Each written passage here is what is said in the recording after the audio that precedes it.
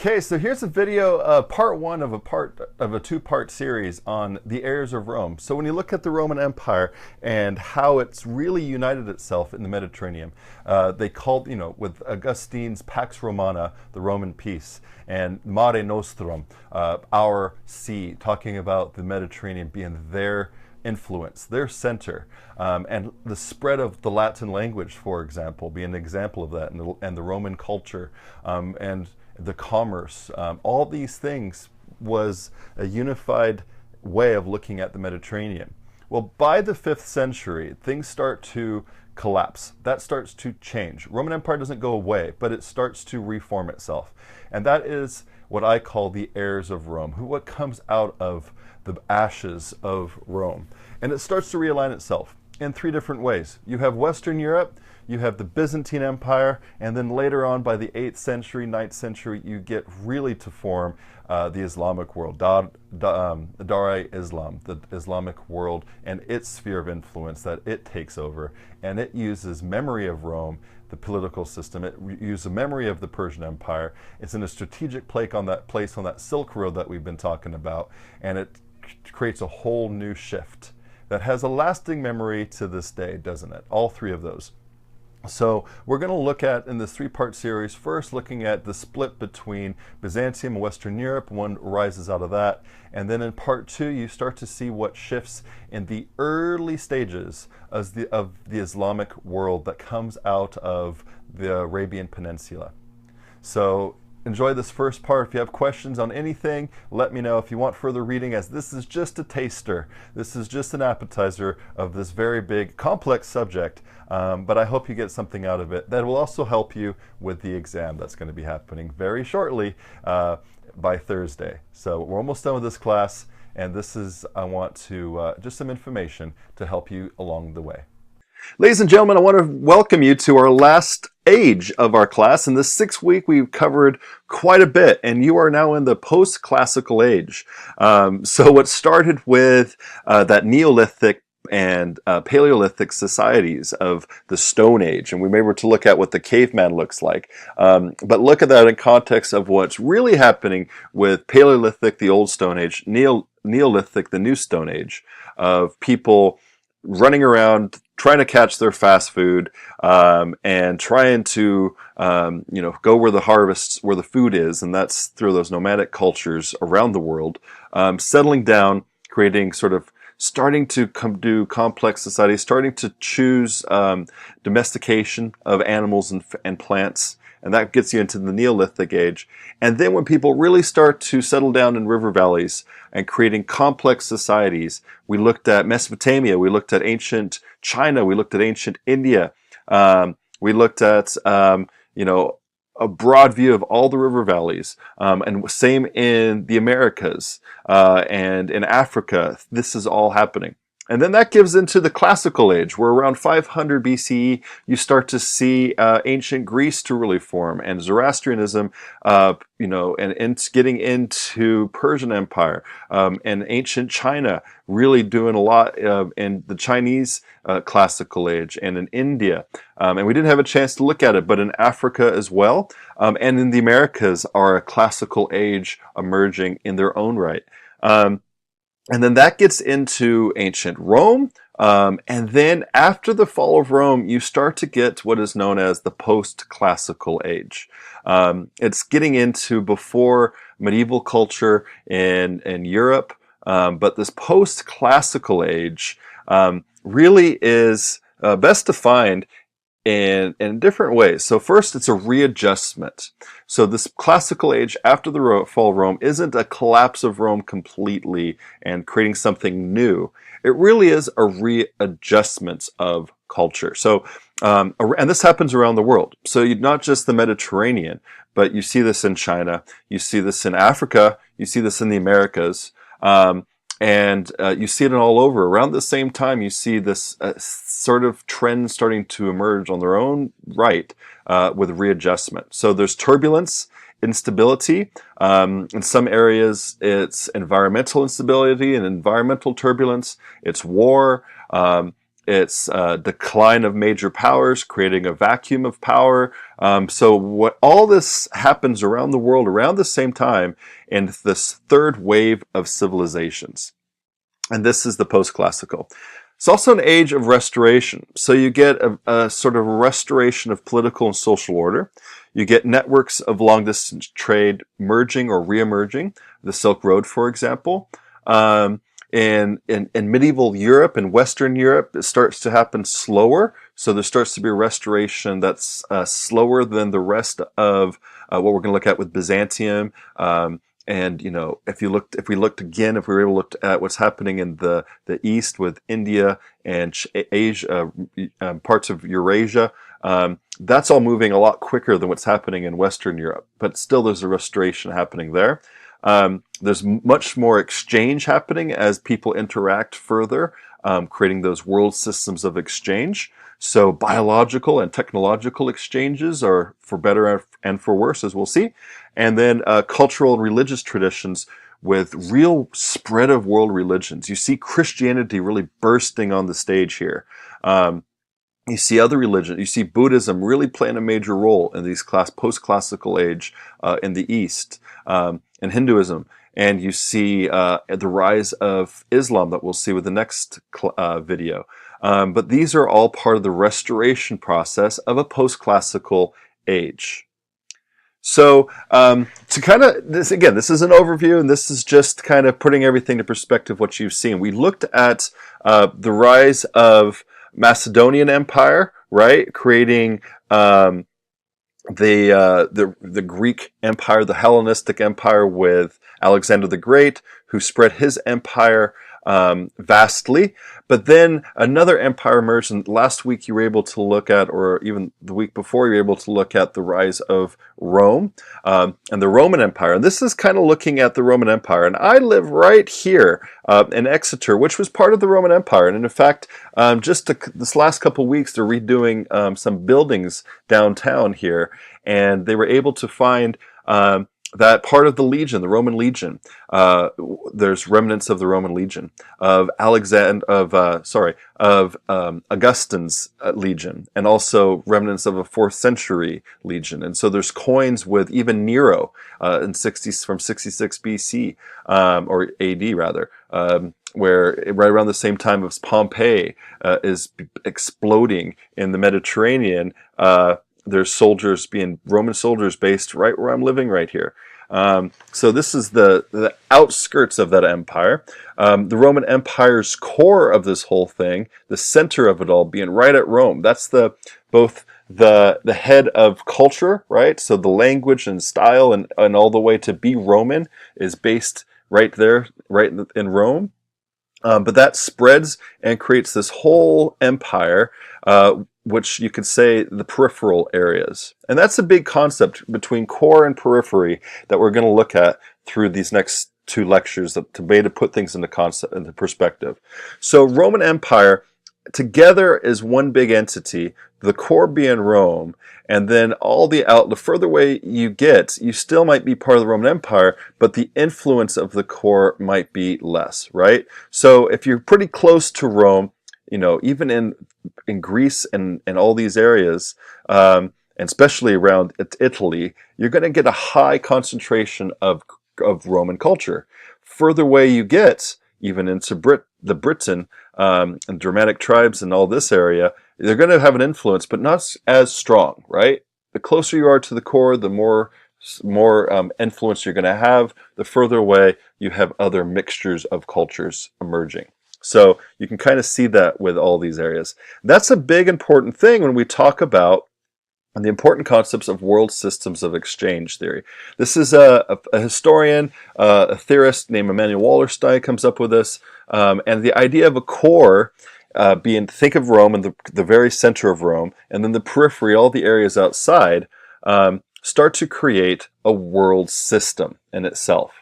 So within this world system, within Roman Empire, you could kind of see Roman's world system here playing a huge role. Well, as Roman Empire starts to fade, one way to look at how Roman Empire collapsed is through this model. Okay? Are you with me? So, what you could do is lumberjack lynch here. This is taken when I lived in Reading, and I couldn't find any an axe to use here at the university that I'm working at and living at. So this is an old picture. But so the best way to kind of look at and think about the Roman Empire is the Roman Empire being this huge entity, this huge world system, and it's just like one big large log. Right? It's a sturdy log. The strongest part of this whole empire, just like the log, is right in the center. That is the life force of the whole thing. That's where everything in the tree when it was alive and through this log happens right through the center, the core. And the further away you get, it's still part of it, but not as strong as the core. Are you with me? So what happens to Rome is in the same way of like this log. It can happen. The fall of the Roman Empire or the decline of Rome can happen in two ways. One, and has been written about by a lot of people, is internal decay. So the idea, just like a log, getting termites and weakening from within, causing collapse that way, is one way that people have looked at Rome. So people have written about moral decay, have written about how letting so many outside factors and peoples come in to destroy the Roman culture, which created more internal decay. Talk about again, different types of corruption. All those things have been talked about and argued for the collapse of Rome. The other one is an external threat, that dramatic forces coming in, just like the blunt axe coming in and splitting it in half. Excuse me, and splitting this whole entity of this whole world system of the Roman Empire with outside blunt force. And that has been argued by other historians and peoples to explain outside forces coming in and destroying what was there. Now, either way is fine, and there's lots of ways, pros and cons of both, but still what happens if both theories has it as not completely destroying. It didn't disintegrate. It didn't burn up this log. It didn't burn up the Roman Empire. What it did is it created a split, right? So whether it's internal decay or an outside force of a axe, what remained is the empire, but split in two. Are you with me? Picking up what I'm throwing down? So that is what happened with the Roman empires, and that's why I call it the heirs of Rome. So remember the old map of the whole Roman Empire, just like the log, it split in two, and it split into parts. And in fact, we're going to see that it split into another third next week. Excuse me. So you have Rome here, but you also have Constantinople. And so if you look in the reading, what you're looking at now is not a Roman Empire, but the split, the heirs, this just like the log splitting in two, and it starts to be referred to just historically, definitely not in its time would they have thought of this. They would have thought themselves all as Roman. But for our understanding, it is something different, and they would have still called themselves Roman, but for our understanding, this becomes Western Europe, Western Christendom, and what comes out of there with the Germanic tribes coming about, the Visigoths, the Goths, the Ostrogoths, what happens in this area, also the Vikings in the far north, and the other people, here in England you get Anglo-Saxon culture starting to arise. So lots of things happening in Western Europe and Western Christendom, but Christianity starts to form new identities in this region.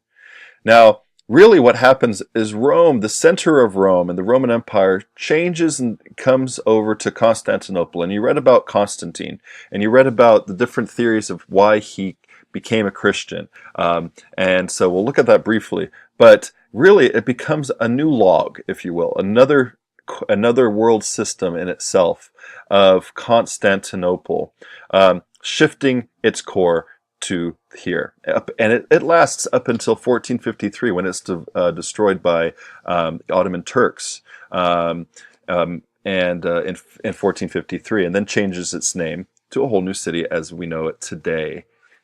The main city, Constantinople, changing in 1453 to what we know it as today as Istanbul, with the Turkish Empire holding on to it thereafter, up until World War I.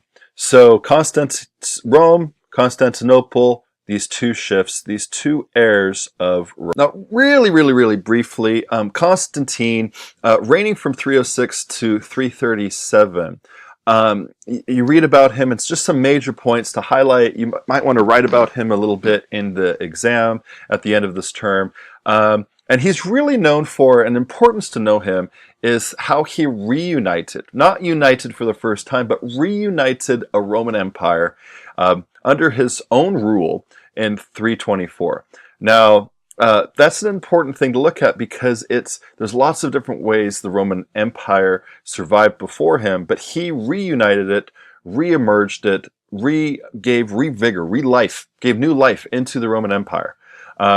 And he did that. You could sort of look at it through the story of the Milvian Bridge, where it's a major victory against, major battle, where supposedly he saw the sign of the cross and the sun. He put that on his chest. He put that on, and became a Christian right there and then. And he gave credit to his victory and the power he had as a new emperor to Christianity.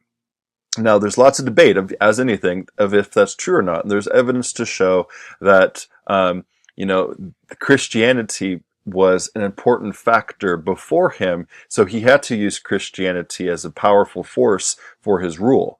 So how much of a role Christianity plays is very, very important. If he was a real convicted Christian is up to speculation. Some people say that on his deathbed he truly became a Christian. But because he was an empire with many different religions in his empire, he had to sort of juggle many different ways of looking at religion in politics. So as a very good example of this post-colonial time of readjustment and reconfiguration of specifically this Roman Empire, Constantine switching his capital from Rome to Constantinople, the important role of Christianity all comes together with his Edict of Milan. And the Edict of Milan ended Christian persecution, many people turning to Christianity with the Edict of Milan, where they're able to outwardly become Christians. But before that, you see Christianity growing with the many different parts of this, of the Christian faith having huge control around the Mediterranean. And he's able to use it and to readjust it and sort of package it as a major force of his empire. And in fact, people start to gain incredible favor with Christianity. So Christianity as a power source, as a powerful influence in political structures and social influence and identity, really starts to catapult after Constantine in this early 4th century empire. So it's an important thing to look at when you look at Constantine, is the important role of Christianity, the important role of realigning this empire, and of what he creates out of that with the role of Christianity. So Constantinople and Constantine is an example of accelerated change that takes place with, first and foremost, his war on the eastern borders of the empire. His biggest threats, Constantinople was able to be a tactical move for him to be closer to his borders, to protect the important connections that his Roman Empire had to the Eastern Empire, creating greater worth than the outdated, archaic, dilapidated Rome. Rome has been in decay. Constantinople is the new center for the new changes. I mean, think of, the Wild West, right? And how there's these big cities that come out, major centers of urbanization happening. And now they're ghost towns. In many ways, Rome, with the Roman Empire, Rome becomes a ghost town. And the new hub, the new New York of its day is Constantinople. Now, another part of it, urban centers stood to the east, all the urbanization, everything, all the commerce is happening on the east, Roman being way out of the way. Most educated people, too. You get education and exchange of ideas being a huge role. And that all leaves Rome. And it leaves Western Europe. It's all happening in Constantinople. It's happening in the Eastern Empire. It's happening in Greece. It's happening in China. And it starts to interact with not only goods and people, but also the ideas. Sound familiar? That's another thing. So, over in what was left with the Roman Empire that was abandoned, its own sort of world starts to emerge of Western Europe. And that's what you read about in your chapters, is the importance of these Germanic peoples, where you have the Visigoths and the Goths, the Lombards, and you have people to the north with different types of Scandinavian peoples, of the Angles and the Saxons and the Jutes. If you're familiar with the story of Beowulf, part of being a Jute, possibly. There's evidence in ancient England, where I live, of a possible information of the real Beowulf, and you can sort of see the importance of the serpent. I was just looking at this map here of the serpent's head. If you can kind of see the mouth here eating the Jutes, and that was in the story of Beowulf. This region here was much more powerful, and they used the dragon and the serpents I don't know if they realized that their day, but their land looking like that and eating this land up is very symbolic, but it's also sort of a tale of those sagas of what was happening in this time. And so how these people, the serpent head of the Scandinavian peoples and the people coming out of there, of the Vikings, spreading all over Western Europe, going down the rivers, taking people that some arguably call the Slavs, where we get, and arguably get the word slaves, because they would take those people and bring them down to Constantinople and Mediterranean. But they would also start to conquer in different areas. They conquered in fact, in Ireland, Dublin is a Viking city that they created as a hub for their trade networks. Throughout England, warring with the Franks giving them the land, calling them Normans, and giving them their land north here in Normandy, the land of the Normans. And if you're familiar with the Viking show, the Vikings on the History Channel, that's based on the true story, and Rollo was a real character in that show, and in real life he was known as Rollo the Walker because he was too big to ride a horse, and he is the great-great-grandfather of a guy named William the Bastard, who becomes William the Conqueror in 1066 when he goes across the English Channel and conquers England against Harold Godwinson and takes over England, and that's the Roman conquest in 1066. So that's a Norman conquest. They take over Sicily. So this area has its influence massively. The Franks, as we talk about, and these other war-banned barbarians, as what the Romans would call them, the barbarians, they started to spread their influence, these war bands spreading their important leadership, and through Clovis, and the rise of the Merovingian dynasty, who also converted to Christianity. Now Charlemagne created the Carolingian dynasty, which lasted until about 1000. So a very important dynasty looking at Western Europe. It's one that you're reading about. So you have Constantine on one side, you have Charlemagne on the other. Rapid conquest of Western Europe. Major event here is in Rome, the head of the church is still there. So you have the Roman sort of, what we call Catholic today, but which just means universal church. But you have Rome, you have the Pope in Rome, and the Pope crowned Charlemagne emperor. Now, that's an important thing, and it's an important thing throughout history when you see this happening, because there's always this struggle between, state and church. And here in this case, the power of Charlemagne, who was already spreading his influence, already conquering around Western Europe. In the year 800, he is crowned by the Pope as emperor. And so who has the power in that situation? Is it Charlemagne or is it the church? Well, the church is the one who, by the grace of God, is putting the crown on the head of Charlemagne and saying that he himself has the power. So throughout Western Europe, you start to get this sort of conflict between the Pope and the emperor or the king, of whose power comes from where.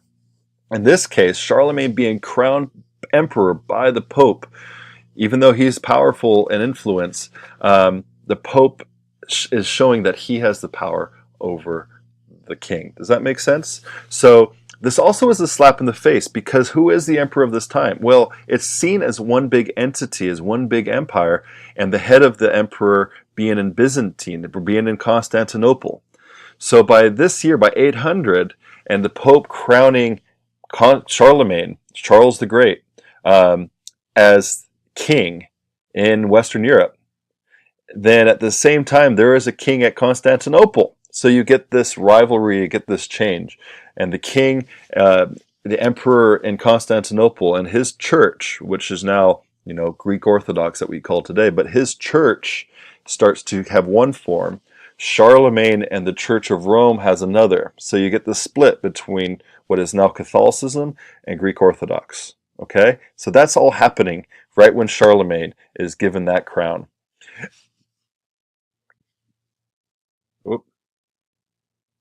So that's in Western Europe. When you have Charlemagne and what's organizing those Germanic tribes into its own power force, with the Roman Church and the Pope on one side, and the head of the empire on the other, being Charlemagne. That'll grow. Later it becomes the Holy Roman Empire, which is not Holy Roman or really an empire, but that's what it's called. You start to get kingdoms starting to form, and you start to get this what's called feudalism. And if you think of medieval culture, that's what's kind of happening in Western Europe. On the other end of the spectrum, though, at the same time, we have the Byzantine Empire, right, with Constantine, and what starts to form in Constantinople thereafter is different. The role of Christianity is massive. It's an important part of the power structure, but it doesn't come from a pope like in Rome. It comes from the emperor himself. So on the Byzantine structure, you have the Byzantine emperors who are more autocratic. They have absolute power. And they have absolute power because they are also, in a way, seen as semi-divine. It's rather than an emperor like Charlemagne, who gets its power and crowning from the Pope, the Byzantine emperors, they are the church. They are seen as the deputy of earth for the will of God, and they are the head of the church. They are the head of the Byzantine Empire, whereas the Pope is the head of the church and has this sort of relationship with the kings of Western Europe. Byzantine Empire is the church and is the empire. So you have patriarchs, as the head of the church, who are appointed by the emperor, but the emperor is the one who appoints them, so who has the power? Again, it's the emperor in this case. The power of the empire, this is an important thing, and this is the legacy of Rome. They call them, it's called the Caesaropapism, all right? Caesaropapism, which is the word Caesar and father, right? So you got Caesar and father and the Pope all in one, Caesaropapism. So you have, going the lasting legacy of the Caesar, the head of the Roman Empire, and then also the head of the church. And that is the ruler's role, and that is the power of the emperor of Byzantine. That differs drastically. That is a huge comparison and difference to what is happening and arising in Western Europe. So on Byzantine on one side, Caesaropapism. Western Europe, you have empires and you have kings emerging, but that is a separate power to the power of the church, the power of the Pope, and creates two different power structures that emerge in these different regions. One particular emperor of this Byzantine Empire you read about is Justinian. Justinian and Theodora, amazing story of the two. We won't get into it too depth, but you feel free to read about it, look at it. A wonderful example of power between these two, this couple. Would be a great movie. Theodora was an amazing, prostitute in her day, and caught the eye of Justinian, and he made her, long story short, made her his wife, and was an amazing queen. Really did a lot of good stuff, and is written about with a lot of passion, especially with the crises that happens, which Justinian, unfortunately, is really known for, the crisis that emerges that we will talk about. Really briefly, Justinian and Theodora, their reign was just like this post-colonial or post-classical time period, an era of readjustment and restoration. So here they conquest militarily. What they lost with the ancient Roman Empire, the classical Roman Empire. They lost North Africa, Spain, parts of Italy. Well, Justinian gets that back through military conquest. He restores Roman law. The laws of Justinian, this corpus of law that's still a 1500-page Roman law book in Latin, Justinian's laws, who's in Greek, starts to merge together, and it's still seen as the European law foundation to this day, the laws of Justinian. But its foundation, Rome and his sort of Greek influence here, creates these laws, Roman laws of Justinian. So restoration of law. Also, public building projects. If you think of the Roman Empire and the wonderful buildings that they do, to think of the Colosseum, for example, and everything else in Rome and wherever Roman Empire went to. Same thing with Justinian. And in fact, he states in 532, after a huge riot, there's huge riots that emerge in these empires, as always. And one way to get the people's love back and to really put effort and resources into public restoration is he works on the Hagia Sophia. Right, so this wonderful house of Justinian, wisdom. He really created a lot of rebirth of the Roman Empire. In his day, he would have called it Rome. The people of Byzantium would have called their empire Rome. We know it today as Byzantium. We know it today as the Byzantine Empire because that helps us realize and understand that it is something different than the classical Roman Empire. This is a new empire. This is the post-classical empire, and Justinian in many ways creates a golden age with the works that he does at Constantinople, with Hagia Sophia. And with the Hagia Sophia, we know it today as a mosque because it's in the city of Istanbul, but that's after 1453. Before 1453, it's the center of the Greek Orthodox Church, and Hagia Sophia is this amazing Christian church that gives glory to God, but it gives glory to this Byzantine Empire. And Justinian could be seen as the center of that. Also with the laws that he creates. It's still a legacy in European law today. But unfortunately, outside events is what he's most remembered for. And with what is known as this right here, King Death. King Death came to rule Eurasia and will outlast any legacy, and in fact will conquer any empire. It does during the reign of Justinian, and it does centuries later, as we will see if you look at medieval history and medieval Europe. But it all, King Death starts and travels through this here. Yeah, this is the Silk Road. And if you remember, when we talked about world systems of exchange, what we've been looking at thus far is the spread of people, the spread of empires, the spread of goods along this road here that you could kind of see that there's silk and luxury goods and spices coming out of India. We talked about black pepper and all these things, but another thing spreads as well. And this cute little fella here, this little rat here would bring King Death. Traveling it from the steppe regions of Eurasia, we have on top of these rats, you have this flea. And inside these fleas, here's the actual size here. I don't know how big your screen is, but there you go. But you have fleas. And inside fleas, you have what's known as Yersinia pestis. And Yersinia pestis is what we know as the Black Death, the plague. And we think of the plague from the 1500s, 1400s with Europe. But the first major world plague of this type that we know of, Yersinia pestis, happened, and it's unfortunately gone in history as Justinian's plague because it happened during Justinian's reign. And it spread the same way. And it spread through the lands of Eurasia. It's spread to China, spread through the Silk Road with rats on the carriages of traveling goods. And it made its way to Constantinople.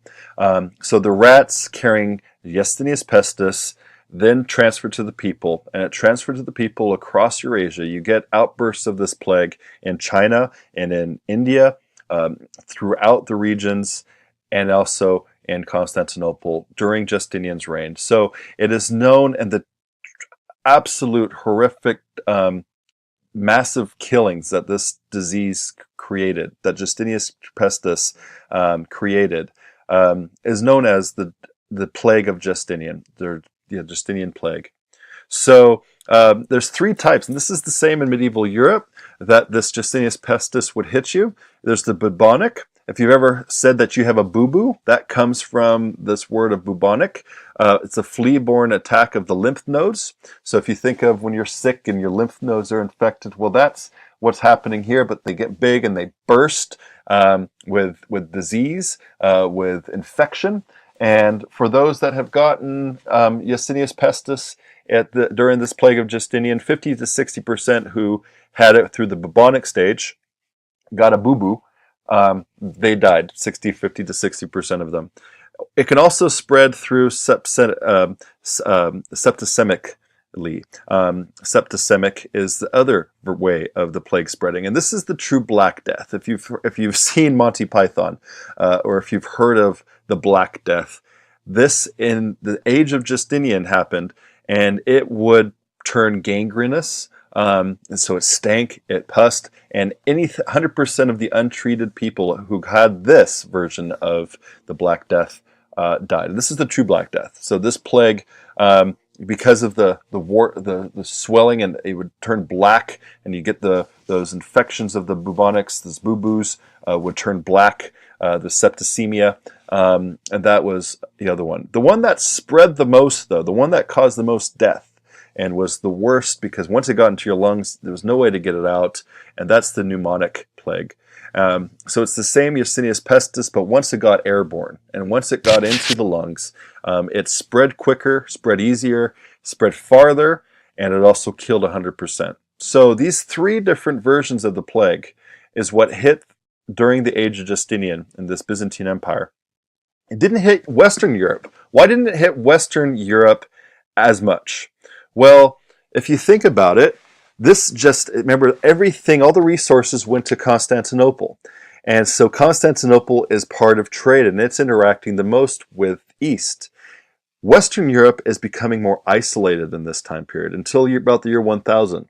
So the plague that's hitting the rest of this known world, it's not hitting lots of Africa, it's not hitting Western Europe, it's not hitting the Americas, that's for sure, because of the lack of world systems of exchange. These world systems of exchange is what's spreading the goods, people, idea, and disease. And if you're not part of that, it shows, in this case of Western Europe, that it's separate from that at this point. You see what I'm saying? So Justinian's plague, with all the great, interaction that Justinian's able to do with the Byzantine Empire and the great stuff, the repercussion of that is the spread of disease that came in, and how the bubonic plague came and wiped out, devastating his empire. Plague, this is known as the plague of Justinian, and Justinian would not be remembered for the Hagia Sophia, for all the other things, as much as he's known for being the emperor during the plague of Justinian. So this Justinian plague, that outbreak,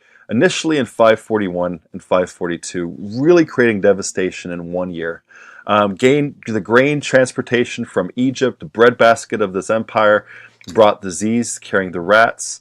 Other people traveling from the Silk Road brought disease, carrying rats. And every day, if you could imagine 10,000 people dying in the city of Constantinople, 10,000 every day in the city. Now, that spread to other parts of the empire and killing 100 million people across Eurasia. So from China across throughout the whole Silk Road, 100 million people died.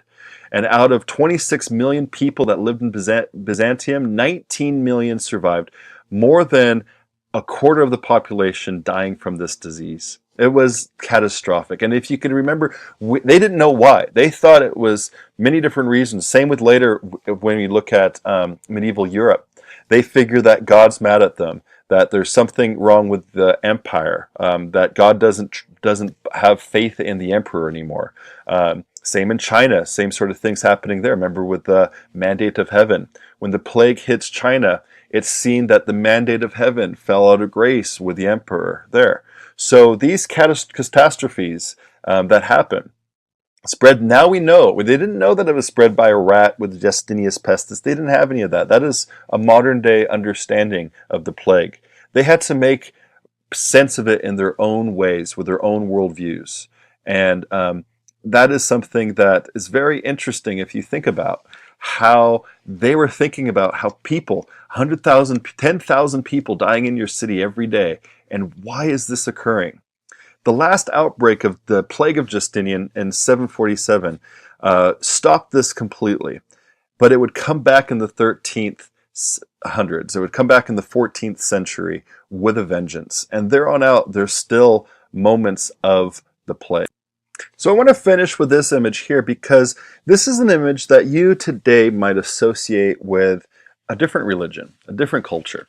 Oftentimes, if you saw a picture of this, you would assume that this is an Islamic person or Muslim.